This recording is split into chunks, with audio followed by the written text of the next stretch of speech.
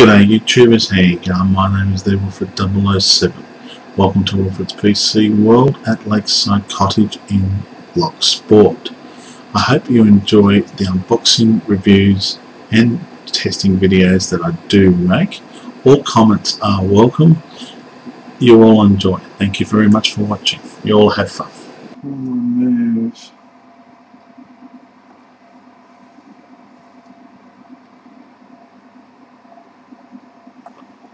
Remove this tab.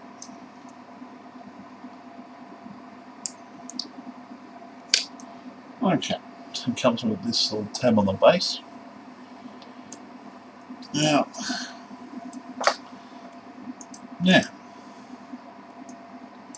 exactly the same underneath. You can see that. Now I'm going to have to unplug that mouse.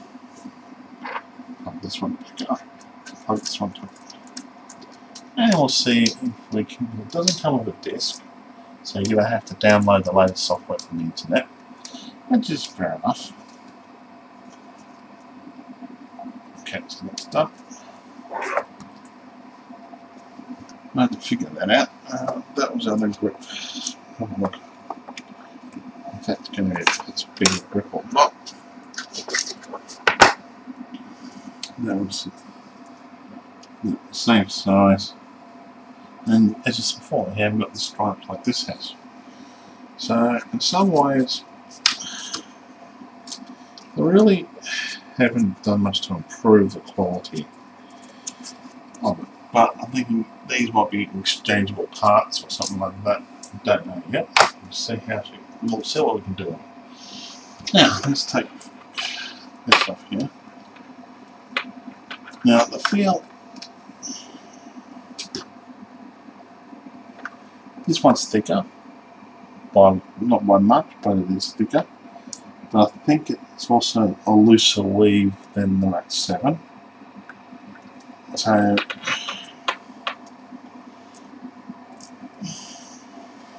that was a bit of a disappointment. You had to use a screwdriver, where this one, it's all inbuilt into the same thing. You use the same device to actually what's the name? Trying to do it. Now, lengthwise, it's not a bad length. Now, this is a quick review, which I'll put part of the other video, the unboxing video of the new Cyborg MMO7 mouse. Now, let's go straight to have a look at the mouse. I'll talk to you as we go and look at it. Okay, remove the keyboard. Okay, let's bring this over a bit more. And we'll drop that right there. Yeah, and so you can see. That's it now. I've kept the lights off because I wanted to show you now everything, what's wrong with it, and what's good and what's bad with it. First of all, let's zoom in a bit more. It's a little bit more sensitive. Zoomed in, Max. It's a lot more sensitive than I'd say the Rat 7. Now, the other thing I'm disappointed with is this one here, this button here. So you want to go to the small, you have to do that, and it also makes these glow, as you can see, when you click that button, which is good and bad. I don't know if that's good or bad. That one there, that is also annoying. That button there, yep, makes that one glow. I don't know if I can switch these lights off or if I can get it, because they do annoy you when you're playing a game, because you hit something like that and you also hit like that. So you've got to be aware of what's around you. Control wise, everything else is quite good. Getting to these two buttons here, it's not too bad. Using that button and that button's not too bad. Using that one's not too bad.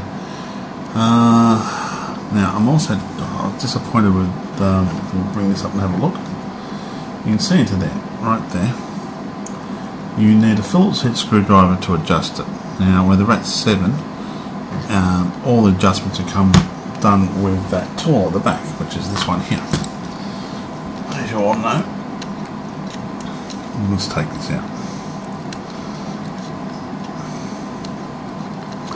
So, in a sense, it is programmable. So all that, so you can't adjust that there. It needs a RAT7. RAT7 has it a bit more advantage. The weight of the RAT7 is heavier than this one. The size of the RAT7 is bigger. So, in some ways, the RAT7 is a bigger, heavier, chunkier mouse than this one. This one is more delicate, I'd say. The only way I could describe that would be delicate to use of things. Maybe for a smaller hand it might be okay. That comes in handy because when I pull back that, like when I'm playing Battlefield 3, I can just pull that back there, like that, and that can supply from playing a support person. I can just pull that back, that supplies people. I can just flick that button there, there's a grenade going. I can push that down to run, I think it's this one to run, and one of those to Q. I got that one there to reload, and that one there is knife. So if I'm running, because you've got to push, then look on the keyboard. You don't have to look on the keyboard, which is good. As I said before, this do let it down, these two buttons. This definitely lets it down. If they kept it the same way as the RAT7, perfect. Right? If they made it exactly the same size, weight, and added all these things onto like a RAT7, you'd have a perfect mouse. Okay, that's being honest with you, because the functions on here are brilliant. You do get a lot more functions than any other mouse I've ever come across. Game wise is absolutely brilliant. Now I'm going to stop this video and I'll zoom back out again because I'll show you the settings and that. Like there's a lot more downloads and stuff like that you can get. Okay, I'll quickly stop this and I'll come back. Okay, welcome back now. Move this out the way.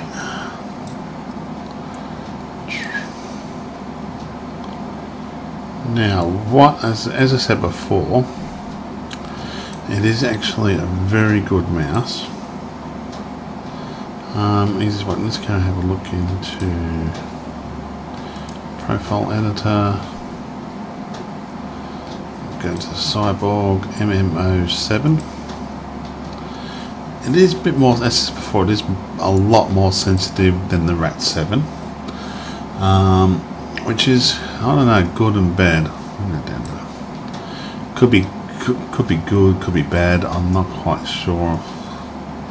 In like when you're playing,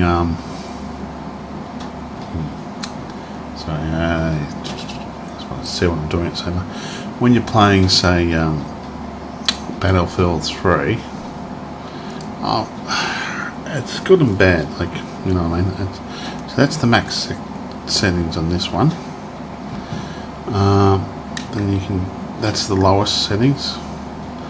See, I like to have that on when I'm playing on Battlefield 3, that setting there, because it's fast enough. Then go to this one when I jump into the vehicle, because otherwise it's, when you jump to the vehicle, you got the torrents and stuff like that when you're using, depends on what game you're playing. So it does make it a bit annoying because you've got to run like, get that to there.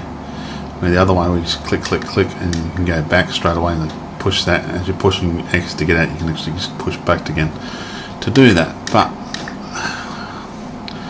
other than that, that's not too bad. Lighting. I like to be able to switch these off completely and not be able to use, and basically deactivate these two and not use them and have no lights there. Now that would be good, but I don't think you can do that. So yeah, that's supposed to, green is technically off, and that goes on okay. Which is, I don't know, good and bad. Position aim is pretty good. that's always a good bonus there. Programming. As I said before, this is a bit more sensitive. Yeah, I haven't tried unlocking all the other stuff yet with the shift buttons and all that weird wonderful stuff yet. I don't think you need it that much when you're playing, like just playing one game. It's easy enough just to get that settings. Like here are some of the settings I've got for it. You can get those, plus there's also a lot more settings I can get across to there as well. Now I'll go to BF3, open that up, and I'll show you what I mean.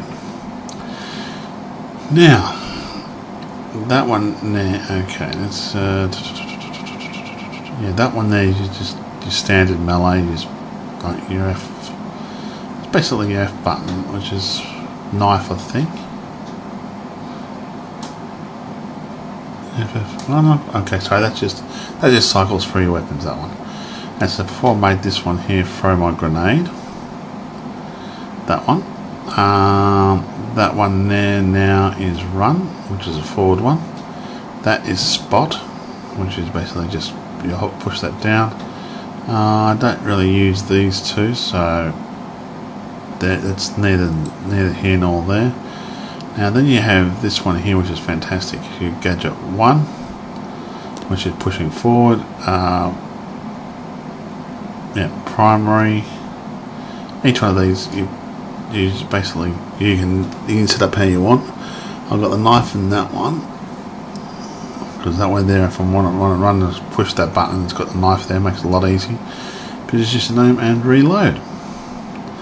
Now that's that one. So you don't have like the other one where you can change the RAT7. You can change the laser compared to what surface you have it on. This one you don't have that. As I said before, I could have done a bit.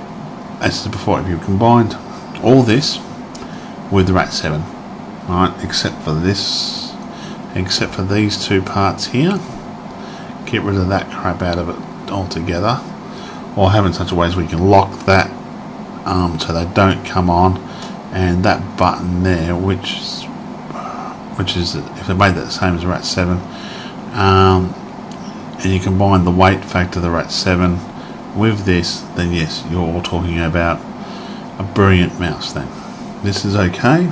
I wouldn't call it brilliant because there's still got a lot more work to do on it. As I said before, the weight factor is one thing. Second thing, that you need a Phillips head screwdriver to adjust that. The lights you can't turn off completely, which is annoying. A lot of people like myself don't like that, have those on, and then you can't deactivate those two. It is a bit more sensitive than the other one, the RAT7, which is fair enough. And that one there, as before, you can change that. It'll be good because I have a big hand, right? And I want to use the mouse. And, I don't have a mouse suited for my use, but other than that, the functions, everything else is good. This one is a little bit harder to use with your this one here is a little bit hard to use with your thumb. You got to be very, very precise because you can hit that key or one of these other keys by accident, like the reload key or another key, or even these keys up here by accident when you're using the thumb. So that does kind of defeat the purpose, you know what I mean? But other than that, it's pretty good. What other things you can get? Actually, I've downloaded all of them, so I'm going to bring this out of here.